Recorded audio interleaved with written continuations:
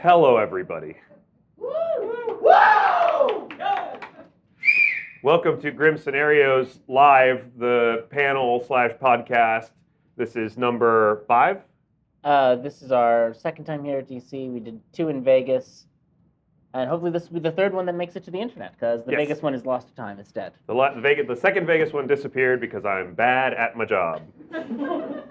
I'm your host, Milk, and this is your other host, Emma. And we are here today to talk about Clocktower strategy in our usual entertaining/informative manner. And we've done a lot of careful preparation. There was a 20-minute phone call earlier this weekend, or maybe last weekend.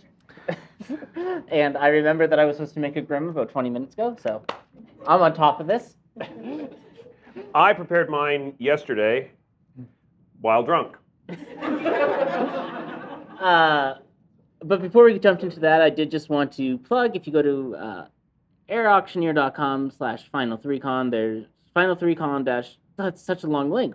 What the heck? Okay, if you go to the Final 3Con auction, if you're in the Discord, Co-op made an announcement about it. Yeah. You can find various different things featuring myself and Emma. Well, I don't care about any of that. The important thing is we're currently at $8,000 total between the donations and the winning auction bids. The highest level for the spicy sauce eating challenge is at 10,000. Don't worry, I'm already committed to a very terrifying experience of eating spicy foods. But there's more spicy foods and rewards you can unlock, so you should either donate the things if there's anything you want to bid, or if you don't want to bid on things, just give money. It's great. It's like donating, except for you get the pure satisfaction of knowing you're a good person instead of a material reward. Also, you get the material reward of other people's suffering, which is the best reward. But we've unlocked most of the suffering levels. Only there's one. The last one is just for Patters' stream group, but that could be fun suffering too. Again, more people to suffer with Patters specifically. Also, this will be suffering. Yes, Emma's going to suffer a lot. If you've ever watched we did like an AMA style hot sauce eating thing. Emma has decided that we did not do hot enough sauce. It was very mild sauces. You could have fed them to a baby. Milk was crying for some reason. I think it was because it was too mild. It was very disappointing. Also, we didn't get wings or cauliflower or anything like that. Yeah, we made no preparations for that. So we were realizing we were about to do this, and we were like, shit. We were at Origins Game Fair in Columbus last year when we did this, and we were like, shit. We have nothing to eat this hot sauce on. So I run around the Origins Game Fair area, which the only real food you can get there is there's a bunch of shacks that have pre-made Subway sandwiches. So I got 2 pre-made Subway sandwiches and 3 bags of Lay's potato chips. And I was like, here, we have food we can put hot sauce on now. And someone brought us milk. I don't remember that. Which you didn't drink. Yeah, why would you need that? And I drank a lot of very mild hot sauces. Anyway. So, when we had our 10-minute phone call last weekend, I lied when I said it was 20 minutes. That'd be an exaggeration. It was 6 minutes. Yeah, probably closer to 4. What we decided that we would focus on this year was a team-focused strategy. Thanks, Thank you, Sean. We would focus on team-focused strategy rather than we've always done sort of player-focused strategy, but we wanted to talk more about team strategy because especially when you're on an evil team, part of this game is working off and playing with your fellow evil players rather than just thinking about things for yourself. Not that you can't just sit around and think about things for yourself as an evil player. I've enjoyed many a game where I've refused to get out of my chair, talk to my minions, give them bluffs, or anything else because I'm feeling lazy and my chair is nice and comfy.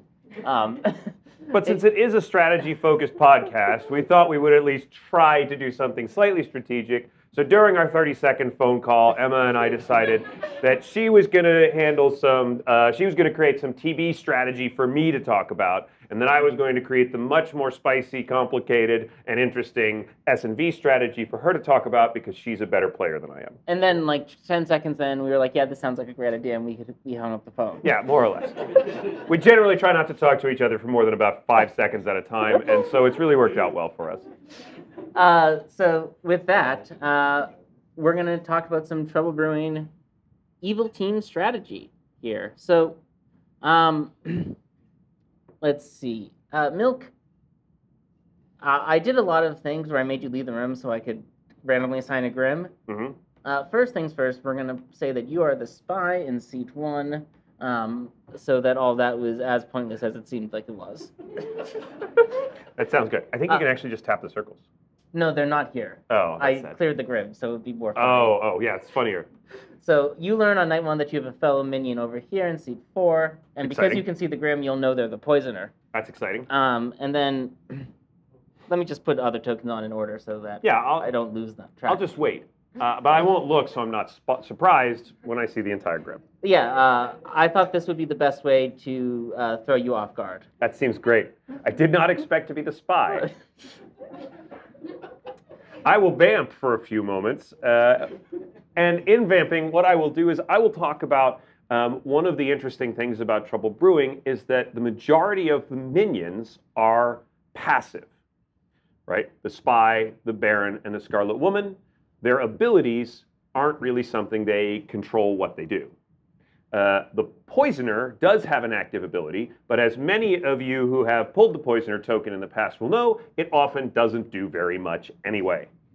And by about halfway through the game, you maybe have killed most of the people that it can affect, so it really doesn't matter. So on TB, one of the interesting things about the minions is they're very free to do a lot of different things. And we talk about this with Baron a lot. We say, oh, the Baron is the great token because you pull it and then you do whatever you want. But actually, any minion can do that, right? It's just that the Baron doesn't have other responsibilities like a Scarlet Woman or a Spy who has to like maybe sometimes be seen as good, or a Poisoner who like does want to hit that Fortune Teller or Empath or Undertaker once or twice, right? So from a TB team strategy perspective, I'm working, okay? No, I realized I had forgotten to put the Investigator down, but I decided I didn't care, and I just put the Minion seat in the Grim. Oh, that's fine. So from a TB team perspective, the very first thing that we're going to think about, the very first thing that you as minions are going to do is you're going to run to your demon and ask for bluffs. But as the Spy, I don't need to do that. And the reason I don't need to do this is because I already see the Grim. I can decide to do what I'm going to do. I know what the demon bluffs are going to be in this 12-player Grim. I know what the demon's going to see and what they're likely to grab, which means that I'm free to grab not those bluffs, right? Crucially, as the Spy, I know what's in play and what's out of play, and I can grab an out-of-play, out-of-bluff roll. How am I doing? Have I vamped enough? Yeah, you're almost done. Just Great. A little bit more. So each of the minions has something related to bluffing built into it. The Spy knows the Grim and can go off bluffs. The Scarlet Woman really, really, really wants a bluff. The Baron knows that outside of bluffs... yeah, this is enough. Great. No one cares. So, Milk, yes, as I was saying, you're woken up night 1. You're told that with you make nice eye contact with seat 4, your classic old friend. You see them, they wave at you. The storyteller points at seat 10, that's your other friend. They're the boss, they're the demon. And then the storyteller puts you to sleep, comes back in a little bit, and shows you this beautiful Grim that you can now look at because it was a top secret that you weren't allowed to see. That's right. Okay, what an interesting Grim. Thanks, Emma. So, as a Spy, I'm asleep in the night phase. I'm going to wake up and people are going to want to talk. So, what's the most important thing to do as the Spy? Yes? Make sure you don't remember the Grim incorrectly. That's it. Okay. Okay. No, you can answer the question, Milk. It's not that important to remember the Grim correctly. You can see it every night, right? So Yeah. So we're in an in-person convention. You're not going to remember this.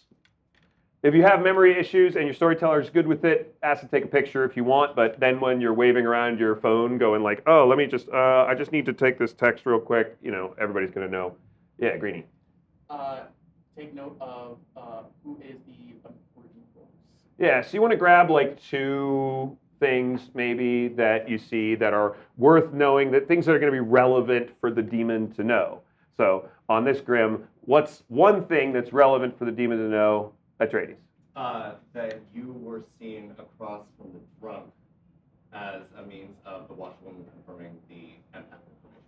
That's right. Now, when I see this, the empath is drunk. I want my demon not to kill this player, right? This is a great player to frame, right? This is a player who is going to be giving out false information and is going to be messing up the Grim for the good team.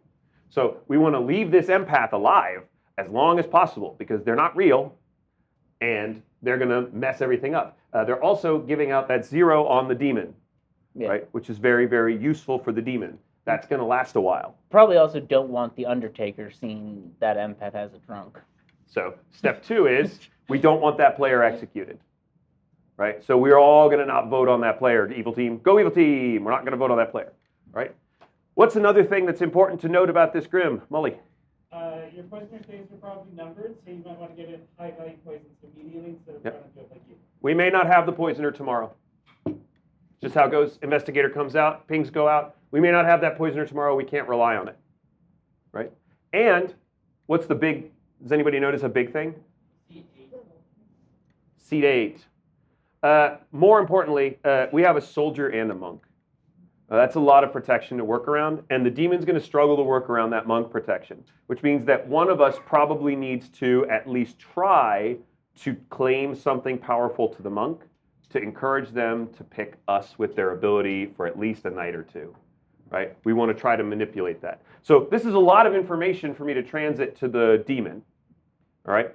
And crucially, if I go and have a conversation, if I happen to be, right, so again, in-person play, right? If I happen to be able to get a chance to talk to my demon, me reading out a Grim to my demon in person is a lot, right? So what I want to give out is as usefully as possible. The demon doesn't need to worry about seat 2. I'm going to deal with that. I'm going to make the decision now. I'm going to go talk to seat 2. I'm going to claim, I haven't really looked that closely. I'm going to claim something that's off Grim. I'm going to claim something that's off bluffs. I don't remember what the bluffs were. It was Fortune Teller, Saint, and something. Fortune Teller, Saint, Chef. Okay. So I'm going to claim off of those. Maybe I'll claim Virgin. You know, might try something like that. My life is not precious, right? Not that important. But crucially, I'm going to deal with that monk, so I don't need to tell the demon about that right now. I do need to tell them seat 9 is the drunk. Please leave them alone. Let's not vote on them. I need to tell them seat 8 is the soldier. And I need to tell them the poisoner's probably going to die. And then I need to let the poisoner know maybe we can poison kill the Raven Keeper, right? We can, you know, do other things. And then tomorrow I'm going to see the Grim again, and I can reassess what's worth talking about, what that conversation is worth having, right? Now, that's my read that I get on the first night when I see the Grim. Mm-hmm. But I have to have a conversation, Emma, with my teammates. Yeah, you probably should. I should probably have a conversation with my teammates. Which teammates do you want to talk to first, Milk? I think... Which one's more important to you here? I think more important isn't the demon first, because I want to gather information before I go and talk to the demon. As a minion, generally, so like this is something Emma says a lot, and I very much agree with. The bluffs are for the demon. Like, the minions can have bluffs, and that's fine and whatever, but my job is to die for the demon. It's not to live. Now, it's TB, so maybe my job might later be to catch the demon or whatever, but that's a later problem. But nothing is sadder for an evil team generally than when your minion is so socially trusted and their bluff so secure that everyone says they're good and then they nominate your demon instead. That really sucks. Yeah. Yeah. So we really don't want that to happen. So the player on my team I want to talk to is the poisoner, because I want to give them at least one priority poison before they get killed. If they get killed today, they're dead. It doesn't matter. If they get killed tomorrow, you know, at least we'll have gotten something out of it. So a priority poison here is probably Undertaker.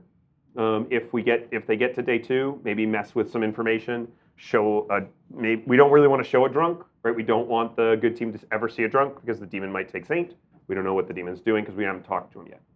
So we'll talk to the poisoner, which I think is probably a useful conversation to have. Okay, you want to go talk to your poisoner? I would love to go talk to my poisoner. Okay, you can go talk to your poisoner. Okay, great. Who wants to be the poisoner?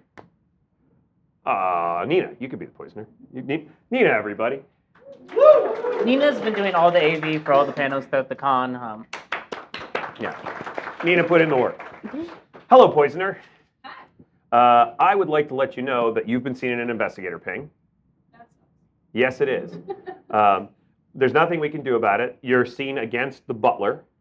So you know, you could do with that what you want. That's up to you to decide. Your neighbor, seat 5, is the Undertaker. If you make it to tomorrow, it might be worth poisoning seat 5, because if we can get seat 11 executed, they'll be seen as the poisoner instead.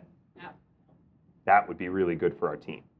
And that's pretty much the extent of this conversation that we need to have. I could throw you an off-script roll, I could throw you a buff, but it's not that, like, you could kind of claim what you want. I can tell you that I think I poisoned C2 last time. That's Okay. possible. Yeah, that's entirely possible. Yeah, we don't know. Gotta help the poison on night 1. Tragic. With these bluffs and this grim set of milk, would you ever consider telling your poisoner to go hard recluse immediately? No. Why not?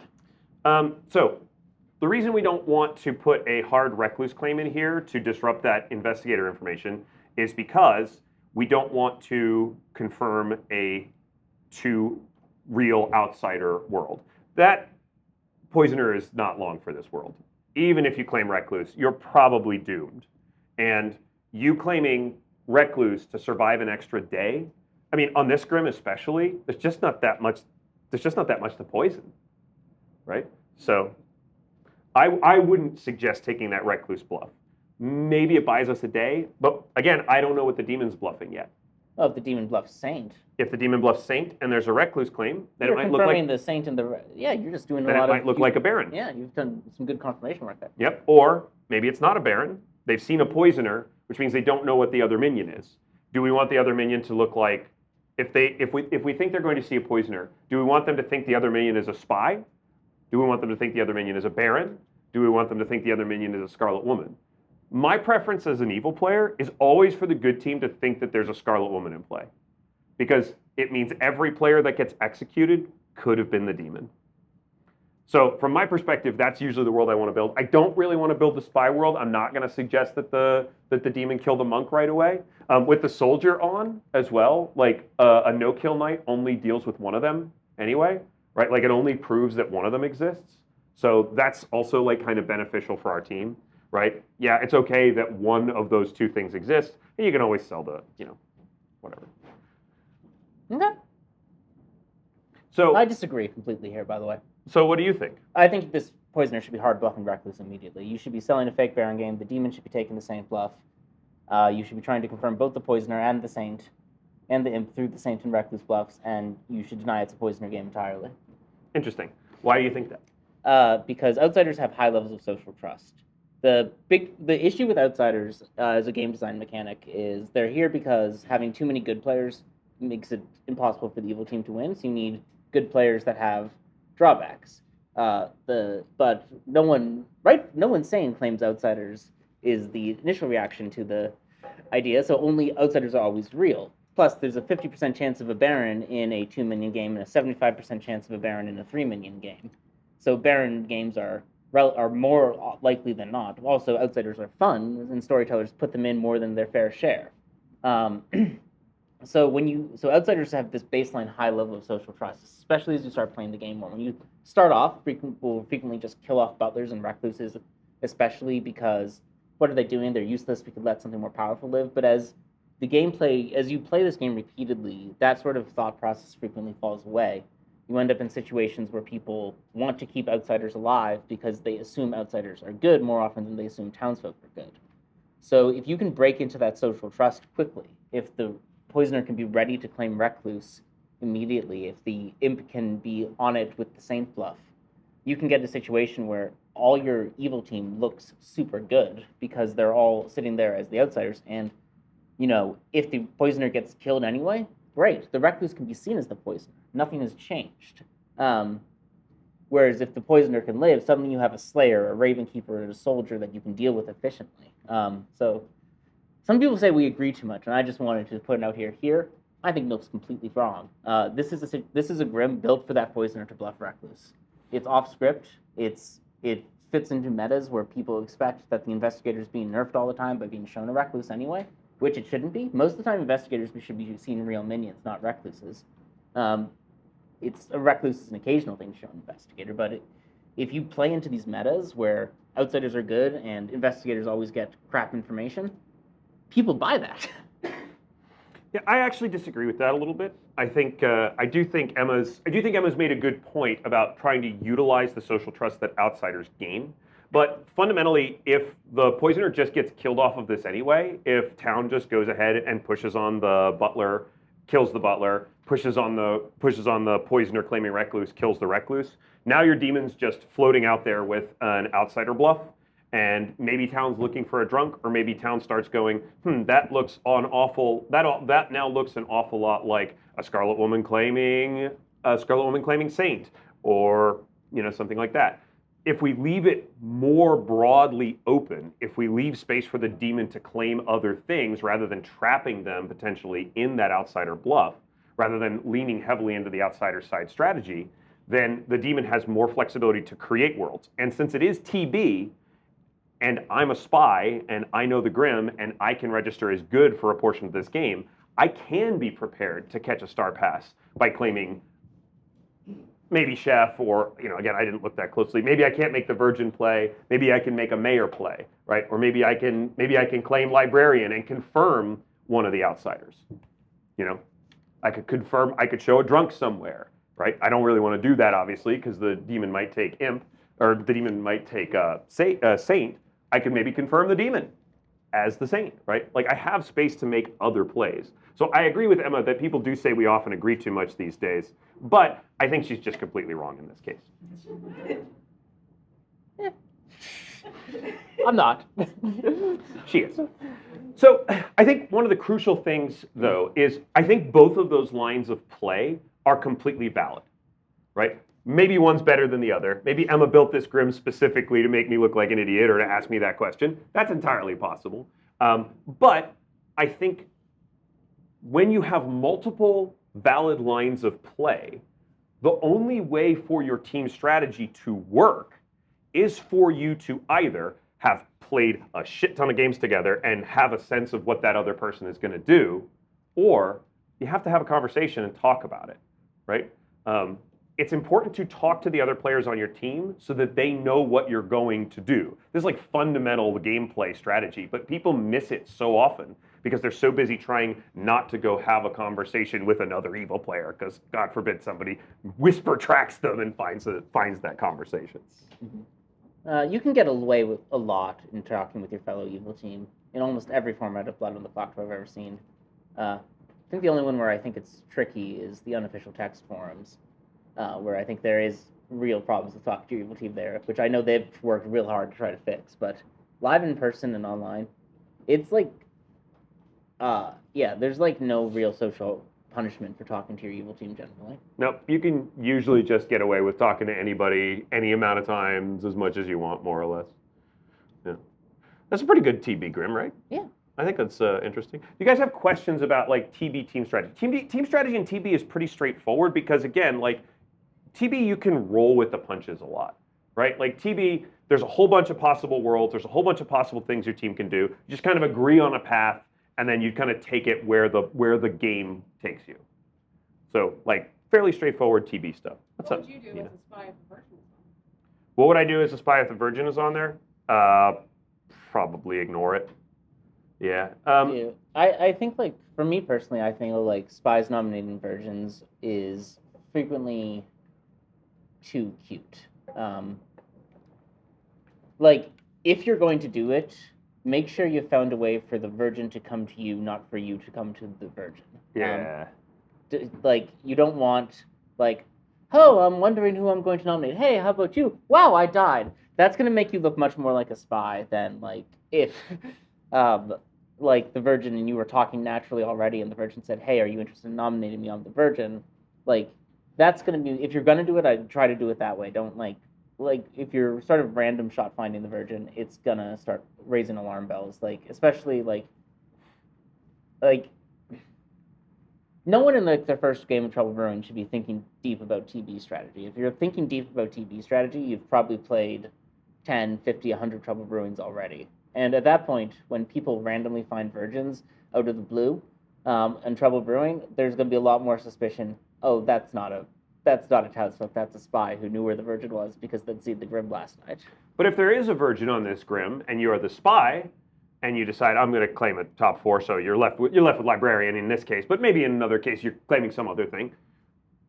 You can just ping them or take them aside and have a conversation and say that you're a top 4 and see what happens if they, like if they tell you they're the virgin. Also, in a multi-minion game, if your demon randomly gets on the block day 1, you can always use the virgin as a time diffuser and get them off the block, and they can hopefully pick up the cue that this means time to start passing to the minion who isn't involved in this shit. Yep. Oh, okay, 2 of us are dead. Well, one person's going to carry this game or not. Right? What's up, Atreides? Given that there is a drunk empath that's basically confirming the imp, let's say, would you ever, if there was a virgin on this script in place of something else, and since there's not another detector, would you consider nominating the virgin to be executed, basically so that you were not confirmed? You would not, in other words, proc the virgin. Right. So that when you were executed, the Undertaker would see a drunk. You'd have to talk to the storyteller and let them know what you're going to try to do, and see what they do with it. Maybe, like, a spy getting killed to misregister to the Undertaker is pretty good. I think it's probably better if it happens organically to some extent. Like if you get executed a little later in the game and then they see you as the thing that, that they think you are. But if you want that play to work, you can't go to the demon right away and go, hey, seat 2 is the monk, you should kill them first. Because as soon as you create the suspicion that it's a spy game, any confirmation that you get later isn't that useful. And that confirmation is only going to be useful if you're turning it around to then confirm the demon. Yeah. As a minion, it doesn't matter if I'm confirmed. I get what you're saying. This is I think it's really important to talk to your STs if you're doing something that's super off meta. If the spy nominates the virgin, the storyteller's gut reaction is going to believe, oh, the spy wants to proc this, and they're probably going to do what you want. Because the storyteller, especially in the early game when spies tend to nominate virgins, want to try to support evil, generally speaking. If the storyteller has a really good reason for thinking that it's bad for the evil team, they won't. But even then, most of the time, if I know what the evil team wants and I think it's bad for them, I'll most of the time let them dig their own grave rather than tell them I think they're stupid, because this latter seems a meaner option. Turns out that some people have been going around to all these conventions and doing panels and saying that storytellers should support player agency, which in this specific case, if you're a spy that nominates a virgin, probably means it's gonna go off. So if you want the storyteller to know I'm nominating the virgin, if you want the storyteller to not kill you on the virgin, you should probably go give them a hint beforehand so that they know you're doing this because you want to diffuse the virgin and avoid the confirmation, not because you want to jump into a confirmation chain. Ask them for general strategy advice. What's up, Writing? I see that the spies in the washerwoman pig. Yeah. Would you, in this case, let's say you're trying to beeline to the person you want to speak to. Let's say you're trying to head to the poison, but the player of the washerwoman cuts you off. Yeah. Do you follow suit with the washerwoman, or do you not? So my expectation, looking at this Grim, as soon as I see this Grim, my expectation is that this spy ping is not for me to claim. This spy ping is to confirm that empath as the empath and not the drunk. This has nothing to do with me, right? So I'm never claiming, the washerwoman comes and says, oh, I've seen you as this, and I'm if they're like, oh, give me 3 rolls, empath is never going to be in those 3 rolls, right? I need this empath to be clean and showing that demon is good. So there's no way I'm ever claiming empath in any way. I would rather claim to be the Undertaker. Probably not the Undertaker. I would rather claim to be the fortune teller. I would rather claim to be something in the demon bluffs. I would rather claim to be anything else. If I'm double claiming my demon and the demon is in an empath 0, that's way more interesting for me, I think, than trying to look like I'm that empath. I was just curious because let's see what the townships are. What would you do? Yeah, reading Spy Grims is a whole thing, which we could do a whole video on, really, and understanding, what the storyteller's trying to tell you with a Spy Grim a lot of times, right? This is really specific. This is, a really specific thing where my ability is misregistering, but it's not misregistering so I can claim something. It's misregistering so that this player looks good. But I think to answer the more specific question, if the washerwoman wants to talk to you, talk to the washerwoman. Oh, yeah, you should always talk to them. Yeah, you're not going to, You don't make it seem like you're desperately trying to get out of that conversation because you have somewhere more important to be, even if you do. Mostly because it's mean. People can read that, and also it will look weird to the washerwoman later if they're like, why is this person trying to beeline away from me when I'm trying to confirm them? The Grim's not that important. it's one of those things I think when you first start playing Trouble Brewing that people look at the spy and they're like, oh my God, a spy knows everything? That's so powerful. But I mean, most of the time you can figure a lot of this out within like 2-3 days without knowing the Grim in advance. And knowing the Grim in advance, it lets you set up like that play, and maybe it lets you get like a better sense of like how to interact with the Grim in some way, with the poisoner or the imp, like who to kill or who to poison. But it's not that important. Yeah, I mean, spies and poisoners like working together a lot because poisoners because of the thing like Milk mentioned at the top, like poisoners. Trouble Brewing is a front-loaded script, right? Yep. Most of the information comes night one. Information gets progressively less reliable as the game continues for a variety of reasons. There's either not as much information because all the night one rolls are finished. The imp gets executed, and then someone who's a fortune teller is now the demon because of the Scarlet Woman. Like poisoners start hitting the powerful information rolls once they find them. So like those early days of TV, day 1, day 2, those are the days when the poisoner can tend to do the most damage until like final 3 if the poisoner's still around, where they can poison a mayor that everyone trusts. But like the poisoner can do a lot of damage in that early game if they can survive long enough. And like the poisoner and the spy want to coordinate relatively quickly because of that, but you don't need to be in a rush to get the Grim out to the poisoner, because as long as the poisoner gets it by the end of the day and they survive execution, they'll know where to poison that night. Yeah. Or they'll get what you want from the Grim. And the demon, I'll sometimes, when I'm an imp with a spy in Trouble Brewing, I'll sometimes have games where my spy will come up to me day 1 or day 2 and start trying to whisper in my ear about the Grim, or they'll have already done this with my other minion, and that minion will come up and start trying to talk to me about the Grim, and I'm just like, first of all, if you're going to do this, can we do this at much more like a normal conversation? And second of all, if you're going to do this, I don't care. None of this information is really particularly relevant to me as a demon. Killing rolls that are powerful is nice, but it's not super important to a demon. So I'm not in a rush as a spy to go and talk to my evil players immediately. The poisoner, I want to talk to them relatively quickly on this Grim because you don't want to pick the same person. Yeah, well, most of the time. The poisoner, obviously. You want the poisoner to have the chance to, if they survive, to figure out, all right, Slayer here is pretty scary. Undertaker can be a good poison if the right person's executed. Yep. Ravenkeeper's the poisoner, and the imp want to talk about it later, but Soldier, same thing. Don't be so desperate to get to your evil team. And this is true for all minions. You don't need to go beelining for your demon as a minion because you're scared about what to bluff. As a minion, you have much better than 3 bluffs. You have 17 bluffs. Mm-hmm. Being a double claim as a minion is far from the end of the world. Frequently, it's the best thing you can possibly be in. Because not only as a double minion are you frequently going to eat up Good's limited resources of executions if you can create a double claim, you can discredit an entire townsfolk's information by making everyone go I don't know which one of these people is the real investigator. Those are 2 extremely powerful options for you. So you have your 17 bluffs already. You're not the one who needs a secure bluff. Yeah, it's the demon who needs a secure bluff all the time, not the minions, right? Even the demons can sometimes on benefit TB from especially going off bluff and getting double claims. Yeah, the TB especially, because then of course there's the Scarlet Woman and there's potential Star Pass and there's other things. But one of the things I also just wanted to quickly mention about minion play is I think everybody sees the dream of all evil Final 3 on a 12-player Grim and goes, that's what we're aiming for. That's not what you're aiming for. You want the most suspicious 3 people. You want the demon and 2 suspicious people alive in Final 3. Those 2 suspicious people may not be minions. And it's okay, as the demon, to kill off a highly trusted minion in the night. If I, as the spy, have registered as good to a whole bunch of good abilities, and I'm in a fortune teller no, or I'm in a empath 0, or whatever, I'm expendable. It's better if town kills me during the day. I should try to get town to kill me during the day.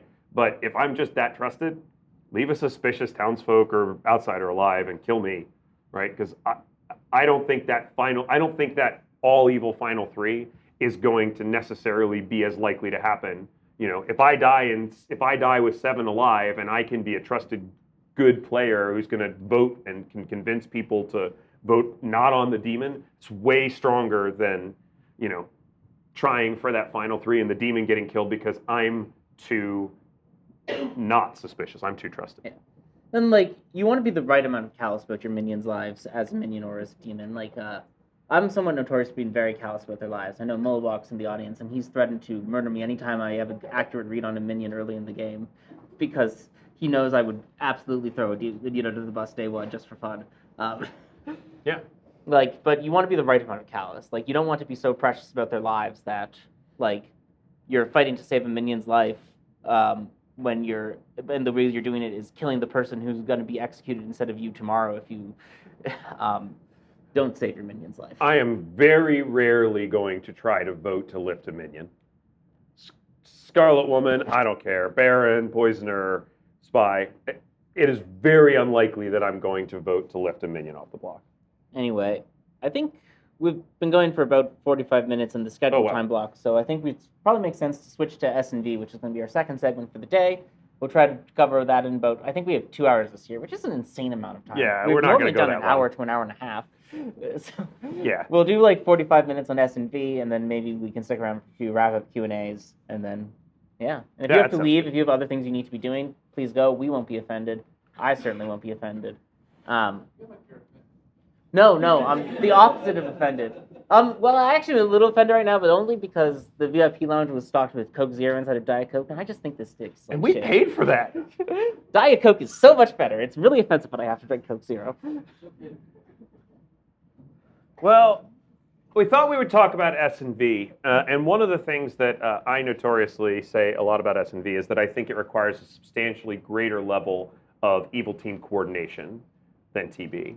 We talked about some of the coordination that you have to do in TB, but obviously evil teams on S&V need to do quite a lot more communication with one another because you need to know what world to sell, you need to know what the demon type is obviously a complicated thing you need to find out about.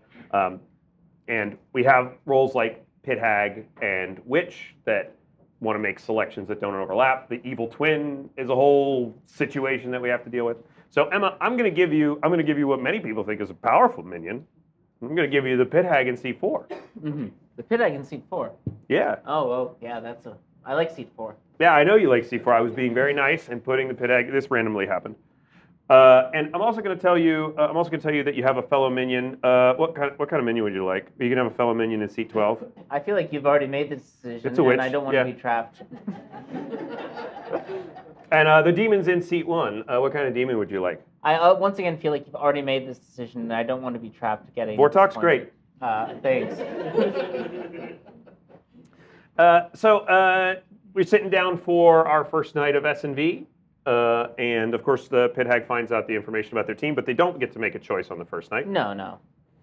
And so, what's the plan when you wake up? What's the approach? What do you want to talk to your team about? What do you want to talk to the good team about? What are you trying to find out here from the start? I'll give you a bit more information here in a sec. We'll kind of move it along, but once again, I think for me as a Pit Hag, the person I'm more interested in coordinating with quickly is the other minion, whatever they might be, rather than the demon. There's a few reasons for that. Some of them are personal, some of them are strategic. One is I like making good minions, and it's very sad when I can't make the good minion because I tried to make the Serenovus, and the Serenovus was already in play, and I should have tried to make the Witch instead. That's always a bummer. So, talking to the minion quickly and learning which one I get to make is always fun. I've tried making good evil twins. I wouldn't recommend that as much, though. It is funny sometimes, but it does... people know who the type of players who make good evil twins are, and know that when the storyteller then shows the Pit Hag to the good evil twin, they know which one's the Pit Hag. It's very easy for most people to know who would do this. I'm pointedly sharing a look with Ruth for reasons that may become apparent one day. Very few people are willing to make good evil twins for some reason. On night 2. But good witches and good Serenovai are always fun early games. The second reason is I'm hoping my demon isn't going to instruct me to make them a Fangu as the soonest possibility. But Which is- Emma, that sounds like such a powerful thing to do. Surely you would want an extra evil player. It's the best thing. So it's not that pit hags should never turn their demons into Fangus. It's not that Fangu isn't a strong demon compared to the other S&V demons. In lots of ways it is. You are sacrificing a lot by turning your demon into a Fangu. If you're sacrificing tempo, you're losing a night kill. If you turn your living demon into a Fangu, you're sacrificing tempo, which is important because once again, like the good team's primary resource isn't information. It's not information. It's not even social reads. They have a set number of executions that they have to get it right by, and like whenever you take away from your team's progression to their end goal of killing the good team off before they can use all their executions to end the demon by giving them extra executions, that's a major boon for the good team. And like that is an intended drawback of the Pit Hag's demon change is giving the good team that extra execution or two. So that's part one is I don't want to lose that tempo if I don't have to. Part two is like there are things that can go very wrong when Nodashis and Vortoxes stop functioning because they're a Fangu now. There are townsfolk on S&V that can behave in unexpected ways.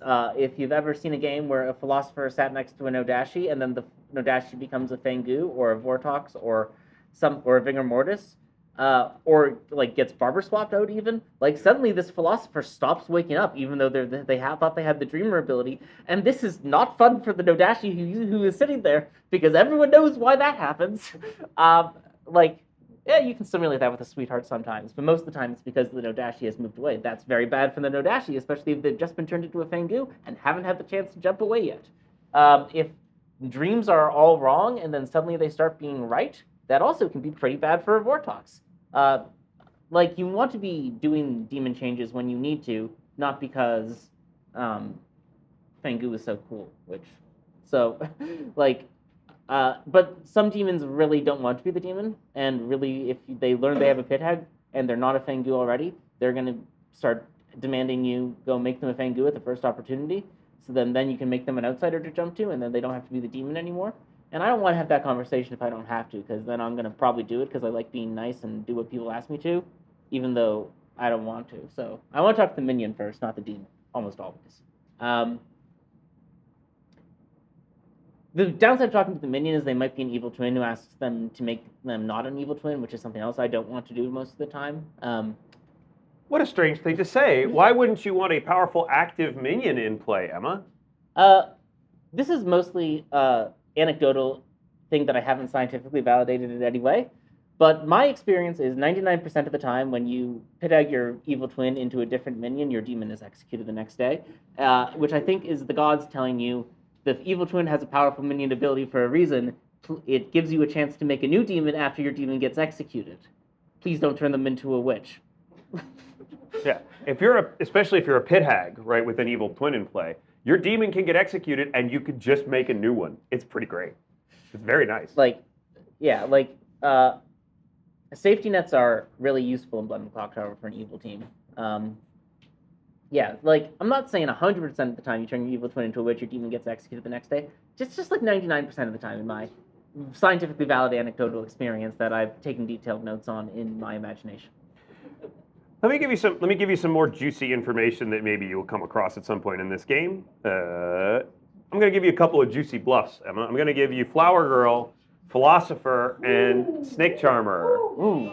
Literally the best bluffs I would ever want as a pit hag in S&V. All right, so Philosopher is the secret fifth minion of S&V.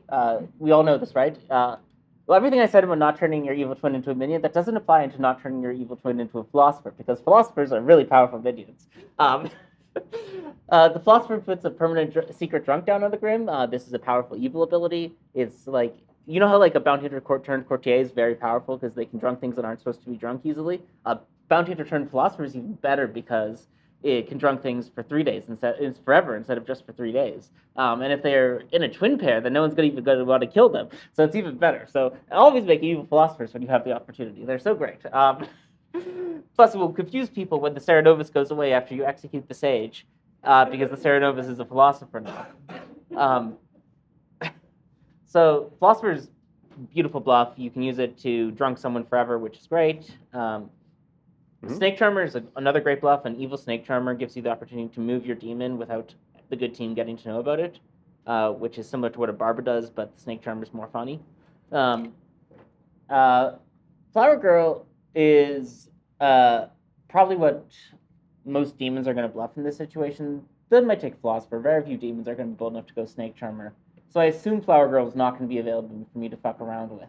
But if it is, everyone knows that Town Crier and Flower Girl are the most fun roles in S&V because they require detailed paying attention during the nomination phase, and possibly even note-taking that everyone loves doing. Online, I do use a spreadsheet sometimes, but most of the time I simply forget. And everyone knows that this is why these characters are fun, is that you get to do this. And they're even more fun when you don't know that you're going to have to do it the next day. You just wake up in the night, you're told you are the Flower Girl, and then the storyteller gives you a yes. That's super fun and useful. And then after they learn that they're the Flower Girl for a day and got their yes that they don't know what to do with, you can turn them into something else so that they can spend the whole next day trying to pay really good attention during nominations and trying to take really detailed notes of what's going on. And then you can turn them into something else. And then, like, God damn it. And then the next day, Emma or I will get executed. This is I could have spent this entire an hour and a half ranting about Pit Hag meta and how bad it is. But everyone's Pit Hag meta is you make your outsiders, and then you make your Fengu, or you do your Fengu first, then your outsiders, and then you jump to your outsiders, and it's a starting Fengu game, so you don't even know which outsiders you're supposed to be making, so you spend 3 nights fumbling around in the dark trying to find the outsider you were supposed to be able to make so your demon can know with a secure jump target. This is not neither super effective, nor super fun, nor super interesting. Like, it hits all 3 things of, is this actually a good use of 3 nights of my time to try to find out that it was the Barber, not the Mutant, that was out of play. And I disabled 1 townsfolk in the time. There are so many random things you can do in S&V by making good minions. You can make townsfolk that aren't going to be useful the night they're made, like, again, Town Criers and Flower Girls. You can make sages that you know your demon isn't going to kill. I like that one. You can make a random mathematician when it comes out of the blue. You can, like I said, you can make evil philosophers, which are, like, one of the most busted minions in the game is an evil philosopher. Yeah. Like, it's a widow of sorts. I love evil philosophers. So one of the things that we often say is you can be a Pit Hag who makes outsiders and be a slow baron. Yeah. Or you can be a Pit Hag who makes Pit Hag things. Who makes other things, like a philosopher, evil philosopher that goes dreamer, that now gets to be a slow spy instead, but also poison, but also drugs the dreamer. Yeah. The wealth of what you can do as a Pit Hag is not just make outsiders until you run out of outsiders and then go, what's there for me to do? You have 2 fun jobs as a Pit Hag. One is you just completely mess with Matt Town's understanding of what's going on in the already confusing information in game state of S&V by making it even more confusing and weird. Or you can, and you also have the ripcord to pull for when your demon needs to move. Which is, again, it's a ripcord. It's a break glass in cases of emergency. It's not a, Fengu's on this script. I guess my demon was meant to be a Fengu after all. Thank goodness the storyteller took about 5 minutes to put together this wonderful bag with a Vortox in it that I'm sure is going to have lots of powerful information rolls and all these tricks and traps for the good team to fall into for a Vortox. Let's make a Fengu. The number of S&V games I've seen where the Nodashi poisoning is chef's kiss perfect. It's completely undetected. It's disabling 2 powerful townsfolk whose information is pointed away from the demon and no one even notices that they're poisoned. And then suddenly the demon's a Fengu, and these players' information is now pointing at the demon, and everyone's like, that's weird, and there was no death stats tonight too, you're saying? Is off the charts. Yeah. Can I move you into a different seat, Emma? You mind if I move you into a different seat? All right, I'm going to move you to seat 12. You're the witch now. Okay. Okay, and I'm going to tell you a little bit more about the Grim. Okay. So I'm just going to give you a couple of claims. This is going to be a seamstress. Let's give you a juggler over here. Oops, that's the wrong button. Let's just give you a juggler over here. Okay, these are just claims that you're getting from players, and we'll give you a little clocky over here. Okay. Okay, these are just some claims you got on the first day. Not going to worry about what happens with the executions or anything, but here are a couple of characters. Is there anybody here on night 2 you might be interested in witch cursing, having gotten these claims? Off the top of my head, if I had those claims, the seamstress is someone I might be more willing to witch curse than the other two, and that's just because if the off chance the seamstress gets a no, or has gotten a no, like seamstresses tend to go pretty early. Very few seamstresses wait until final 4 to use their ability. Sometimes they almost get there, then they chicken out. I did that. I chickened out once, and I was very embarrassed. I used it on final 5. It was a Legion game. I probably wasn't going to die if I didn't use it.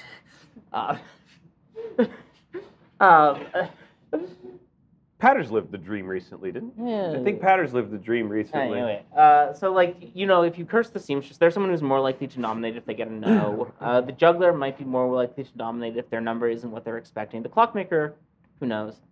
I might also just try to sync it though. Like this is again like there's a blending between strategy and like personal enjoyment. And one of the types of games I personally find myself like staring at the wall in agony saying, can this please end, is games where someone dies to the witch early, and then every day the nomination phase is not people nominating each other, but then looking around and saying, hey, could you nominate that person for me? I'm afraid I'm witch cursed. But you're less important, so you can do the nominating instead. And every time that game comes up, which is frequently what happens when someone dies early to the witch, I want to drill a hole through my head and pretend I've never heard of Blood on the Clocktower. That's just a personal opinion. I've added a town crier to the Grim. So, like, I sometimes as a witch, like, I think it's more interesting if, like, the witch isn't found out early and, like, then suddenly at a 10, like, in final 6 or 7 or so, a witch kill pops up. And then everyone starts freaking out. That's more fun. Like, it's a surprise, it's a shock. And plus, then I didn't have to deal with 3 days of, hey, can you nominate them for me? I don't want to nominate them, which definitely cursed me. I think another piece of that conversation is, like, we all get greedy with our abilities. And our lives. And our lives, like not dying, right? Dying is part of the game. It's in the general rules sheet. It's something I say all the time, which is, in Blood on the Clocktower, death is not the end. That means you can die. It's okay. You don't have to be precious with your survival regardless of your role, whether you're good or evil, unless you're the demon, right? That's the one person who should be precious with their life. But something that's worth thinking about is, in terms of a witch, how many kills do you think you need to get to have value? If you cost the good team 1 execution, that's really good.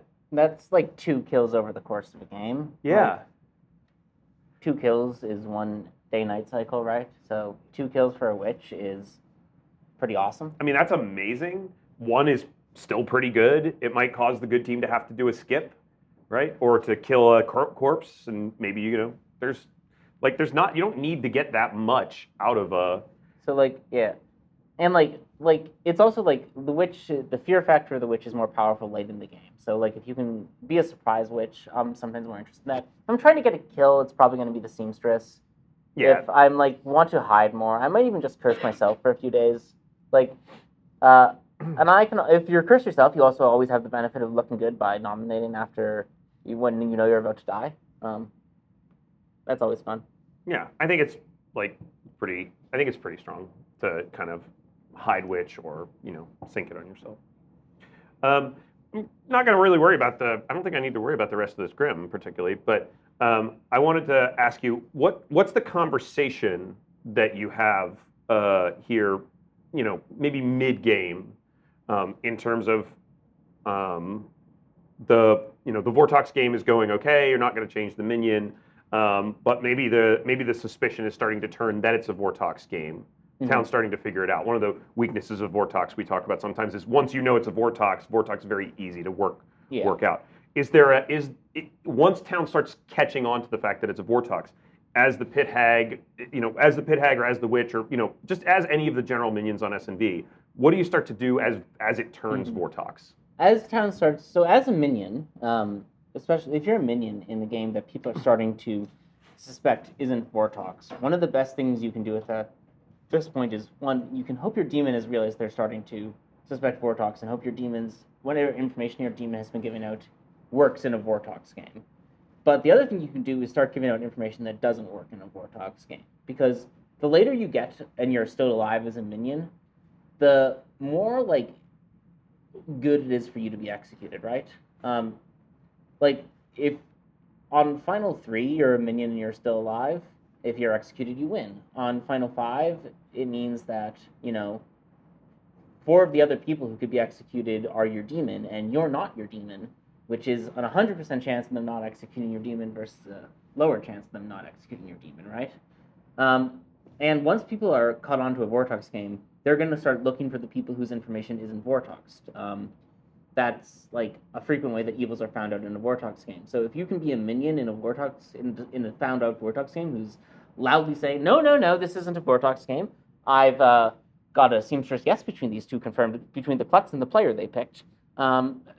Like, they're going to start looking at you being like, no, you're not.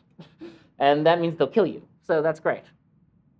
Minion abilities are frequently diminishing returns, right? Like we were saying earlier with the poisoner, like on TB, it being a front-loaded script where most of what's going on in TB happens early, and late game is a mush of socials and formerly good information anyway. That's basically true for most minions. Like, there's a few that have power spikes at the end game. DA is a big one. Evil Twin obviously has minions with win cons have power spikes at the end game, right? DA, Evil Twin, Goblin, Psychopath, these all have late game power spikes where they can do something that wins the game immediately. Minions, but most other minions that don't have that win the game immediately power spike, and certainly the Pit Hag and the Witch are explicitly designed so they don't have that ability. Mm-hmm. Once you're sort of made it through the early game, at this point you want to pivot into making yourself a viable execution target, because again, like, you don't want to be so trusted that the good team will never execute you. That sucks. That means they're more likely to execute your demon, and you don't want to be so obviously a minion that they'll never execute you because they're busy trying to catch your demon. You want to be in that nice, happy middle ground of just suspicious enough to be executed instead of your demon. Plus, I think one of the crucial things about Pit Hag is because townsfolk often talk about having been Pit Hag, and Cerenovus has this drawback as well, because they're not loud that they get announced minions, but they're loud minions in the sense that people will say, hey, this thing has happened to me. And most of the time people don't fake it. Sometimes people fake Cerenovus madness. Almost nobody ever fakes Pit Haggings. It's very, very rare that happens in games, anecdotally at least. So if you're still Pit Hagging people kind of randomly into outsiders in like Final 5, like in the mid-game, all you're doing is confirming that the Pit Hag is still alive. All you're doing is telling the good team information that they otherwise wouldn't have. So as the game gets later, the value of actually changing people with the Pit Hag decreases pretty substantially. Yeah. And of course, Witch turns off, and Cerenovus, like, people, have caught on that it's a Cerenovus. Yeah, and the Cerenovus is gonna... The Cerenovus is the only S&D of the 3 non-evil twin minions that can win the game. Because, like, if you do break Cerenovus Madness on Final 3 as a good player, I will kill you. And Yeah. I will not feel bad about it, but... You notice I didn't put Cerenovus on this scenario due to our recent conversations about Cerenovus. Just that it's difficult sometimes with Cerenovus because the meta tends to be against locking people as the Cerenovus. It tends to be against executing people for like semi-breaking madness or like town catching on and things. It's difficult to adjudicate. Yeah, could have a whole nother talk. Yeah, we could just literally do an entire falling out of love with the Cerenovus, life story. Well, Emma, we went for an hour. That's what we usually do on the podcast. I don't know why we booked so long. I don't know. Should we do some like Q&A stuff? Yeah. Does anyone else? First of all, we had some questions in the TV session. Does anyone have sort of S&B strategy questions they wanted to talk about? Yeah, so when you were talking about the Pit Hag, you talked about making outsiders good minions, evil townsfolk. You didn't talk about making good demons. I know that's like an opinion thing, but when would you make a good demon? If I thought I could get away with it. Yeah. That's basically like my opinion on good demons is, look, there's the thing most storytellers do, which is kill the good demon immediately. I know the storyteller's going to do that, I'm not going to bother making good demons. Like, then instead of my demon, who is in charge of kill strategy, getting to make the kill choices, I'm making the kill choices. That's no fun. Plus, if I need to make an evil demon later to move it off my current demon, I've taken away one of my options. So if I know the storyteller's going to be sort of in the normal range of storytellers who aren't going to let good demons live, I'm probably not going to spend my time making good demons. The Almanac does say you should let good demons run amok, though, so maybe your storyteller will let good demons run amok. If the storyteller's going to let good demons run amok, I'm pretty content to make good demons. They might start killing they might get lucky and kill me or my demon tonight, but they can't kill both of us. That's right. And as long as one of us is still alive, we have a way to deal with the good demon if they become a problem later. So there's that aspect of it. You can make a Vigor Mortis. That's often funny, too. That's why you make a good Vigor Mortis. Yeah, good Vigor Mortis is funny. So, if I think the good demons, and the other part of it is, if I look around the circle and, I see, okay, there's 5 or 6 other people here that the good team might suspect makes good demons as a pit hag, I'm more likely to do it. If I look around the circle and say, they wouldn't, I would, I'm probably not going to bother making good demons. Yeah. You don't want your pit haggings to have such a blatant number of your pit haggings to be so blatantly signed by you that it's obvious. Yeah, this is something we talked about on the podcast a couple of times as well. There's just some people who aren't going to make good minions and good demons, and if that's most of your circle. It's fine to have your personal pit hag style and sign them a little, but you wanted to make it a little hard to find. So you want it to be at least one of 3 or 4 people. Yeah. Yeah. Yeah, what's up, Papa? What's your opinion on this following strategy? Let's say that the witch takes a mathematician bluff or some sort of bluff near the pit hag. How would you feel if you pit hag, as a strategy, if you pit hag somebody randomly into the role that the witch is claiming? It depends on the witch. I don't want to force a line of play on my teammate. Yeah, if it's something that I know the witch would enjoy, I'll do it. If it's a lot of people will be upset, but a lot of people really don't like being in double claims. Is something you'll find in this game. It's so weird. Evil players don't like being in double claims. Good players don't like being in double claims. If it's going to make someone's game unfun, whether it's your witch's game or the player you've forced into the good player you've forced into the double claim, I'm not going to bother with it. And that's for stuff like that. That's going to be my primary concern as a pit hag. It's there's things you can do that are going to, where the first thing I want to think you should be thinking about here is, will this make this other player have a bad game? And if the answer is yes, you shouldn't do it, even if it's good strategy in my mind. Strategy is not more important than fun and kindness. That said, if you know it's going to be something that your witch will enjoy, or the good player who finds himself in this weird double claim is going to enjoy, go for it. Then you have 2 players who are both shouting, I'm the mathematician at each other, and no, neither of us is the evil twin. And that means there's 2 players who are good execution targets. And how much more fun is it for somebody to wake up after being pit hagged and be like, I was pit hagged into the mathematician, and then someone else is already claiming mathematician, maybe your witch, and then everybody just goes, oh, they've been pit hagged into the mutant. Right? So now everybody's going to think they've just been pit hagged into the mutant, and it's fine. What's up, Greedy? So, strategy here, because I was looking at this not thinking townsfolk here, but instead of Wartox having bigger, would it be a good strategy to pit hag somebody into a Sarah Novus, and then your bigger Mortis killing back this? Oh, absolutely. Yeah. Very yes. Especially with the Serenovus. Good witches that are a little bit risky with bigger kills, because your demon might need to dominate at some point. Yeah. And if they're witch cursed by the good witch, that's truly unfortunate, because especially if they have their ability, even though you've tried to kill them. But the Serenovus is almost the demon's not going to be executed for breaking good Serenovus madness.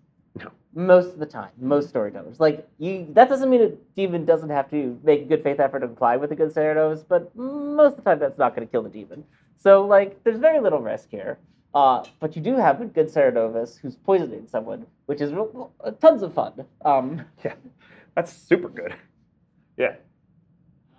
What's your strategy when you get snake charms as a demon? That's a great question. How do y'all feel about making snake charming? Very snake yes. charming, very good, very fun. I do it all the time. Good. So one of the reasons I think Snake Charmer can have a fun problem is people don't fake Snake Charmings enough. That's absolutely true. Like when the demon actually gets Snake Charmed and says, "All right, these are my minions," like the minions don't have the meta space to say, "No, I'm not. I don't know what this person's talking about," because no one fakes Snake Charmings.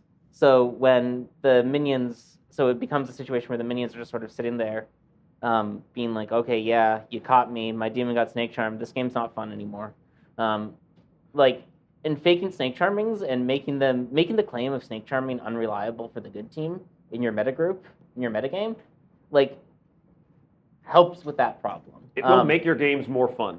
So it'll make games more fun in the overall once you've started faking Snake Charmings enough, because then minions will have the chance to say, "I know what they're talking about. They're not my demon. I'm not even a minion," and people will plausibly believe them because fake Snake Charmings are part of your metagame. Yeah. I also think like fake Snake Charmings can be extremely powerful for the evil, especially if you're trying to change your metagame to make them more prominent, because Snake Charmings are one of those things, like I was talking about with Outsiders earlier, people just trust it. Like, it's wild. It's like the three things that I'm flabbergasted people trust so constantly is, yes, I drew the demon token. Yes, I killed this person. No, I'm definitely the lunatic. That one I don't understand most of the time. The second one is, oh yeah, I was the demon, but now and is the person you almost executed yesterday going, yeah, I was the demon, but now I'm the Snake Charmer. And everyone's like, okay, we can move on. And the third one is, like I said earlier, Outsiders, who have this weird level of social trust or this high levels of social trust that is like sort of independent of information in the game. So you can, as an evil team, you can exploit that. As a minion especially, you can just say, all right, I was the Snake Charmer. This player, it was my witch, and this player was my Serenovus. Whoopsie daisy. And maybe they're the whale witch and the flower girl. Maybe they're the savant and the oracle. Who cares? And like the worst that can happen is, like, if you do this on 5 and they execute you, oh no, they didn't kill your demon. All I can tell you is that if you fake a Snake Charming, one of your minions should be a pit hag, because the town will kill that player. The town will 100% go and try to kill that player, because they will kill that player instead of going and looking for a demon, which is 100% what they should go do when you out Snake Charming and point at 2 minions.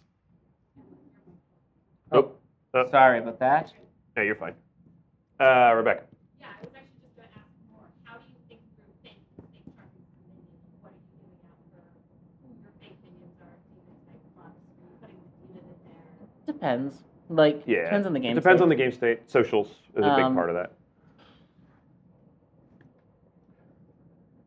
Like, yeah, it's really, like, if you want a good fake Snake Charming, it needs to be plausible, right? So if, like, you know, you pick the Klutz confirmed player and the Dreamer confirmed Savant, who was seen alternatively as the Nodashi, as your 2 minions, no one's going to believe you.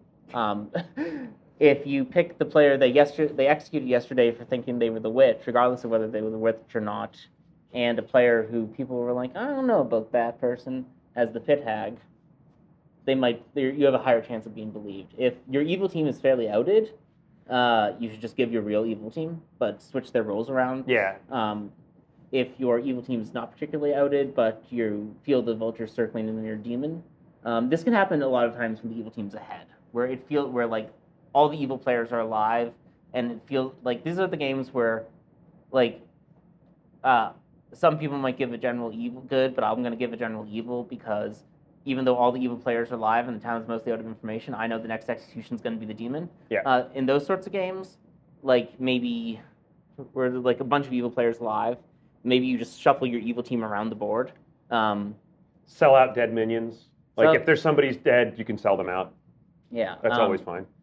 Like, you know, if there needs to be an active Serenovus, your real demon is a great person to be the active Serenovus, because as is well known, Serenovus are very cute little guys who have done no harm. It's just a cute little guy. I think also the worst case scenario, like if you're in 5 or 7 and you're doing this fake Snake Charming play, what's the worst case scenario? They kill you, you're still wasting an execution, and you're just a minion, right? So it's like, it's totally fine. Obviously, you don't want it to happen in every single game, but like you want to point at a good player who's not socially trusted. You want to point at not your demon, hopefully, most of the time, as something that's going to get killed. You want to make town feel the pressure. You know, it's going to depend on your play group a lot, because if your play group's just going to kill minions, you probably don't want to sell your demon as a minion. But if it's late enough in the game, maybe you can get away with it and try to point somewhere else. What's up, Navian? So, when your demon gets actually snake charmed, and you as a minion get outed, I do see a lot of people who unfortunately just kind of sit there quietly because they're not sure what to do. So could you speak about how you as a minion can push back against this snake charm plan? Yeah, there's so many options you have that are better than just sitting back and being like, okay, yeah, you got me. Womp womp. One is you can say, what are you talking about? I'm the demon who just got snake charmed. That's always fun. Counterclaim your ex-demon as having been snake charmed. We call that the Ryback. I've done that a few times. You It's can a great also you can go into denial. That sort of depends on your social situation and where you think you are in the game state. If you think you can get away with denial, deny it. You can say, I don't know what this person's talking about. They're clearly faking this. Like, the thing about your demon getting snake charmed is now still want to be executed, but you want your demon executed, and you don't really want the good players executed because one of them might have been the snake charmer. So at this point, your focus can be on counterclaiming the snake charmer is always fun because this throws a whole wrench into things. You want to make sure you're doing it in a plausible way, of course. If your demon was an Odashi who was poisoning the Dreamer, you might want to have been the Vortox, not the Nodashi who wasn't poisoning the Dreamer, because the Dreamer's got a bunch of bad information that your real demon's going to be able to explain, and you're not going to be able to explain. But anything that sort of, if you can get into conflict with your demon now, that's great, because your ex-demon, because that increases the chance of you or your ex-demon being executed rather than the formerly good player who's now your demon. So counterclaim the snake charm. Say, what? Who, me? No, that's wrong. It helps if both minions don't do the same thing as well, is something that can be useful. If it's an early-ish snake charming and your fellow minion is kind of like, maybe they're kind of like relenting a little bit or kind of sighing and going like, yeah, I guess they got me. And you're like, no, it's not me. They're lying. Maybe that person's a minion, but not me. I'm not a minion, right? You can create plausible situations where, like what we just said, right? Maybe you're faking a snake charming, but you're pointing to one real minion, but you're not pointing to both real minions because you're trying to protect a pit hag or you're trying to protect whatever. It also depends on if you're in a double claim, and it depends on your state very much in the game. But just giving up is generally not the best solution. Yeah, inspiration. Could you talk about how you adjust your attack strategy in a 15-player game when you don't have as many options? Yeah, pit hag's much weaker in a 15-player game, it turns out. Yeah. In a 15-player game, It's like there's less stuff you can make. There's in a 15-player game, 11 of the good characters. Yeah, I did my math right. Yep. Are in play, and there's only 17, and 3 of them are the bluffs, and you probably don't want to become making the bluffs most of the time. So that means there's only 3, and one of them. So yeah, 11 plus 3 is 14. That means there's 3 left, and you don't know what those are. It can be tough out there as a pit hag in a 15-player game. I think 15-player games are great times to experiment with improving your group's metagame to include more good demons. And also, in most 15-player games, there's probably going to be an evil twin. I think, just statistically, it should be about a 75% chance. And I think it's probably actually going to be a little higher because, the storyteller is sort of meta-pressured into including an evil twin as both a guard against an early demon kill and having to re-rack because no one wants to re-rack a 15-player game. And also in bluff efficiency because they're like, oh, if I only have 3 bluffs and the evil twin is going to be double claiming their twin, that takes care of the bluff problem. Which these are not the re-rack thing is fine. The bluff distribution is a little bit minions don't really need bluffs. The bluffs aren't for the minions. But it does make evil twin, I think, slightly more common in 15-player games than it otherwise would be.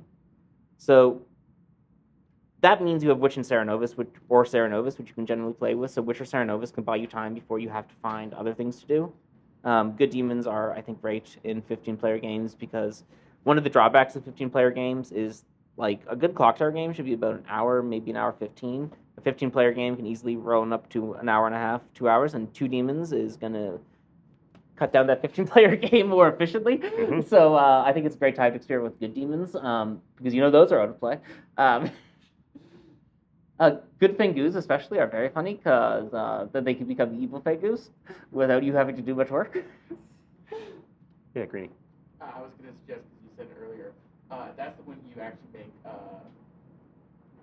philosophers, evil philosophers, evil snake charmers, if those are one bluffs, because that's a perfect way to... Yeah. Yeah, because you're not going to, just on that evil philosopher, evil snake charmer, like making evil townsfolk or whatever, even making evil outsiders, making evil barber, and then, when you get killed by the good team, suddenly there's this hidden barber swap or something, right? Like, all of those things are great, but don't tell the good team that you did it. Like, don't come out and then claim that, right? Like, that bluff belongs to somebody else. Like, you can use that bluff to do damage, right, to mess with information or whatever, to hide the evil team's ability to be mobile. But, like, then don't, like, talk about it. Like, leave the bluff where it is. Just use the tool. Yeah, and if you make an evil philosopher, if you turn the witch into an evil philosopher and then make a good Cerenovus and a good witch, suddenly you'll have 2 good players counterclaim each other as the good minion. That's always fun. Yeah. Right. So, like, just, like, be more creative, I think. Like, yeah, in 15 you have to be more creative. You have to make good minions and demons and, yeah. Anybody have, yeah. Yeah, you mentioned this a little bit earlier, but it ties into that last thing also. How do you feel about, like, bluffing minion abilities being used on you, or, like, considering what minions you're actually going to play by claiming minions that you have as a It's tricky. It's a path that you have to carefully balance and walk carefully. The good team will sometimes notice if only 4 players are ever Cerenovus mad, because no one else can be Cerenovus mad because there's not a Cerenovus in play. But I think a useful thing to do with Cerenovus madness might be your Cerenovus gets executed and you extend Cerenovus madness, like the other minion claims to be Cerenovus mad the next day. Yeah. That you extend that, you just put sus on somebody else as still being the Cerenovus. You're protecting maybe your other player. Yeah, Which is harder. S&D is tricky because witch can't be bluffed, right? Yeah. Like, either people die to nominations or they don't. If no one dies to nominations, there's not a witch in play. If 15-player people nominate one day to see if there's a witch, and no one died to a witch, there's just not a witch in play. Yeah. Cerenova and Pit Hag is very difficult to bluff the mechanical effects of, because, like, you have to know what's actually out of play, or, you can get into double claims. Double claims are fine if you're a minion. Right? Yeah, it's quite fun to just wake up one morning and go, hey, I was pit-hagged into the seamstress last night while someone suspicious is claiming seamstress, So but you can, use that as a tool. But you are probably going to die off of that. Like, you're not going to, Evil Twin and Cerenovus, the 2 you frequently see evil actually bluffing, right? They bluff Madness when there's no Cerenovus in play, and they bluff Twin with each other. And it's like, you have to be careful. Especially in S&D, where the minions are so loud, a twin bluff is going to fall apart if people notice in a 2-minion game that there's a Cerenovus and a witch out there. Yeah. The first there time always has been. Someone dies to a witch, and then the first time someone gets pit-hagged in the night, they're like... If you and the Cerenovus have been bluffing twins each other, and you're the witch and they're the Cerenovus, and the player you curse nominates, and the player the Cerenovus mad says, I was Cerenovus mad yesterday, your twin bluff has fallen apart. It was not real yesterday because there was already a witch and Cerenovus in play. Yeah. So, you have to be careful. The Cerenovus scene, like I said, I've found evil players because they're the only people who are claiming to be Cerenovus mad, and there's just no, you have to be careful. You have to, make sure that you're not going to get caught out by the fact that this isn't real. But if you can find ways to do it, if you can find ways to do it efficiently, if you can find ways to do it where it's not going to be caught, it can be great. If you're the witch and you want to pull a fake twin play, that's great. Don't be cursing people who are going to be nominating. There's dead bodies there. Yeah. Curse yourself. Hide that witch curse, right?